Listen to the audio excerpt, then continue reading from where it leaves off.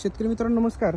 आज बेंगलोर टू सांगली प्रवासादरम्यान मी थोडं सुपारीच्या एक बागेमध्ये थांबलो. आपल्याला प्रत्येक पिकाबद्दल खूप अट्रॅक्शन असतं, त्यामुळं मी जिथं जाईल तिथं त्याची माहिती घेण्याचा प्रयत्न करत असतो. आज हे बाबा आपल्याला इथं भेटले. ह्या बागेचे मालक आहेत.